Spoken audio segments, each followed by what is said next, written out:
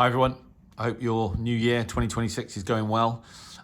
This is a video about my acquisition of a Tecsun S-2200X world band receiver. And this acquisition for the shack has been many years in the making.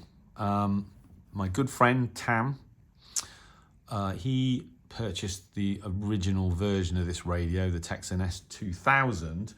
I can't remember when, but it might be as getting on for 10 years ago. That radio was also marketed as the Grundig Satellite 750 and the Eaton Elite 750. I've always liked these sort of slightly quirky retro sort of 1970s styling. That hasn't really changed very much between the S-2000 and the 2200X. That was one of the features of this radio, obviously being a large tabletop. And I was always intrigued by it. And then Tam, when he was posting videos on his YouTube channel, would sort of post late night, early morning reception videos using it with sort of ambient lighting. And I must admit, this radio has appealed to me for a long time. And, you know, I've purchased a few radios in the past year, got my fingers burnt a couple of times, mostly successful. But I think in the end it was always going to happen. I was always going to get one of these eventually. And so this year I did. The original S-2000, I think, was just a dual conversion. The S-2200X is triple conversion with DSP. I think the original radio was a bit of a Marmite product, really. We either loved it or hated it. I know there were mechanical issues with the sort of tuning knob going wobbly and muting during tuning. I think the original AM filters weren't that great. The synchronous detection didn't work very well, but there were positive aspects as well. I think obviously the wide band coverage, the fact that you've got lots of options for external antennas, and with good, nice audio. So you know, it's good and bad. The 2200X, as I said, is now triple conversion with DSP. The much better synchronous detection. It actually does work, to be fair, although it not absolutely consistently. I think there's more memory stations, memories for stations on the 2200X. You can operate this radio with D cells or with it's got two chargeable batteries using a sort of USB-C cable. So now seemed like the right time to acquire one of these. So I'm not going to do an unboxing video because I'm sure that's already been done and I've already unboxed it, so I'm not going to put it all back again. But I thought it'd just be interesting to let you guys know what is in the box. There's a couple of interesting things, and I'll record a review video shortly. I have actually been using the radio for a few days and initially thought it was actually terrible, but I got that completely wrong. So let's see what's in the box. Well, obviously the first thing that we're going to look at is the actual radio itself. It's a pretty sturdy construction. It's very heavy with the D cells and the rechargeable batteries in it. But yeah, it feels like a quality construction, and the quality of the sort of knobs, the rotary controls and the buttons is all pretty high, I would say. It's I don't think it's not exactly high end, but it feels good quality.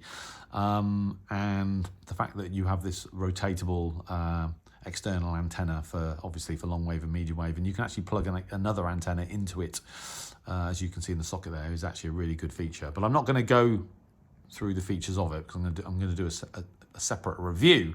But it does feel like a nice sort of solid piece of kit, and now with good audio. So there's a couple. You don't get much in the box, but there's a couple of interesting items. Packaging is the usual sort of cardboard affair. This is interesting. I don't know why, but they filled the battery compartment with these, and I'm not quite sure why, because there wasn't anything in the battery compartment, but these sort of foam cylinders, what all that's about, I'm not sure. What you do get is you get a manual, which I haven't looked at all. Half of the course for me, really. I mean, there you go. It's not a tiny little booklet, which helps, and the size of the text is actually pretty good.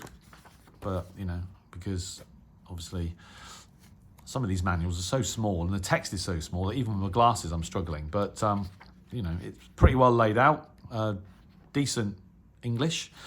It's not huge to put you off straight away, even though I'm not a good example of that because I didn't bother reading it. 32 pages, and it's got specs at the back and troubleshooting, all the usual stuff. So I think as manuals go for a modern radio, not too bad at all. So you get that, and then you get, I'm sure I've seen one of these before, you get this huge kind of like poster affair. I don't know what you're supposed to do with this. Stick it on the wall in the shack, but you probably can't even get this thing far enough away for you to actually see it, but you get the idea. You get this kind of poster as a quick start guide. Now, imagine a quick start guide that's, I mean, there's so, even though it's one piece of paper, quick start, I mean, there's almost as much text on this poster as there is in the actual bloody manual. But anyway, it's a nice touch. And on the back of that, you get the amateur radio world map, which is quite nice. So I actually do have one of these somewhere, although when I gave my Tecsun S-2200X away in a sort of part exchange deal. But so you get that, which is quite nice. Although it's always going to look crap on the wall because it's sort of folded up. So you get that, and the only other thing you get that's of any interest is you get a little box. I'm thinking, okay, charging cable in here. Absolutely. USB Type-C charging cable, as we would expect. I've got hundreds of these, so I haven't actually used it. But what is a nice touch, and part of the reason I suppose is because this radio's got lots of external antenna options, is you get 2 of BNC connectors, which is quite nice because you've got there's 2 BNC connectors on the side of the radio, one for FM and FM air, and one for shortwave. So they actually supply you with 2 of these, and these are the type whereby you can actually, you know, make your own cables up basically. I've used these before. These are quite good, and the fact that they supplied you with 2 of these is actually really nice. I think that's a nice touch, even though it wouldn't have cost Tecsun very much. So you get 2 of those in the box with the USB charging cable. So there you go. That's kind of what's included. Next, I've already recorded some videos actually using the radio, and when I first got it, I was so disappointed with the audio on medium wave. It just sounded like the ASG was clipping the audio. It sounded terrible actually, using the external rotatable antenna. But I figured out exactly what was happening there, and I will be recording a video reviewing the radio and just going through some of the features of it, and that'll be included. So I had a bit of a scare for a couple of days. I actually at one point thought, am I going to return this radio? I actually seriously considered returning it, and then I sort of started using plugging other antennas into it, and all the problems kind of went away. So I'll do another video on that, but for now that's it. That's the S-2200X. And in my opinion, I agree with Tam, a fine looking radio. I do like the kind of like pseudo 1970s sort of military type styling almost. It's quite reminiscent of my Captain 55, that era, sort of mid to late 70s, but obviously with modern technology. And I was using it on medium wave last night, and I was listening to Radio Sultanate of Oman on medium wave, which isn't a particularly easy catch.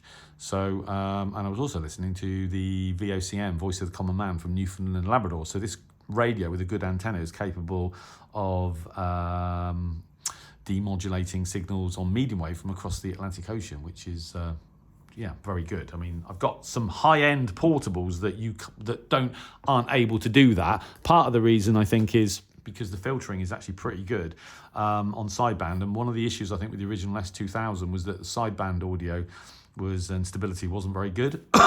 So I've read. But I was listening to VOCM last night on sideband for about 7 or 8 minutes, and it was absolutely fine. So so far so good. But this is really only about what's in the box, and I'll do a full review at some point in the near future, probably the next few days. So anyway, I hope that was interesting. I'd be very interested to hear from anybody on the channel, any subscriber, but if you own one of these as well, that would be even more interesting. So let me have your comments. Okay, all the best, and 7-3.